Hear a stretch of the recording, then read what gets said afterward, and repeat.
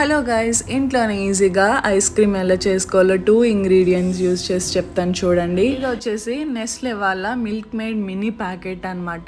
ఇది వచ్చేసి 20 గ్రామ్స్ ఉంటుంది. మనకి లో కాస్ట్లో ఇదైతే ప్రొవైడ్ చేస్తున్నారు. మరీ హై కాస్ట్ పెట్టి కొనుక్కునే కంటే ఇది వచ్చేసి డిలెక్టా డైరీ క్రీమ్. ఈ 2 ప్రొడక్ట్స్ యూజ్ చేసి మనం ఐస్ క్రీమ్ అయితే చేయబోతున్నాం. వన్ డే ముందు ఏం చేయాలంటే ఈ డిలెక్టా క్రీమ్ ఉంది కదా, క్రీమ్ని రివర్స్లో పెట్టేసి మనం ఫ్రీజ్ చేసుకోవాల్సి ఉంటుంది. ఆ తర్వాత ఈ విధంగా బౌల్లో వేసుకున్న క్రీమ్ని అంతా కూడా విప్ చేసుకోవాలి. మేబీ ఒక 15 to 20 మినిట్స్ వరకు మనం విప్ చేస్తూ ఉండాలన్నమాట. ట్రస్ట్ మీ, ఇంట్లోనే ఈజీగా మనం ఐస్ క్రీమ్ ఎలా చేయాలో చెప్తాను కదా. ఈ 2 ఇంగ్రీడియంట్స్ చాలన్నమాట. ఐస్ క్రీమ్ అయితే చాలా టేస్టీగా వస్తుంది. అసలు ఇది ఐస్ క్రీమేనా అన్న ఫీలింగ్లో ఉంటారు, అంత బాగుంటుంది అనమాట. బయట దొరికే ఐస్ క్రీమ్ కంటే ఇది ఇంకా చాలా బాగుంటుంది.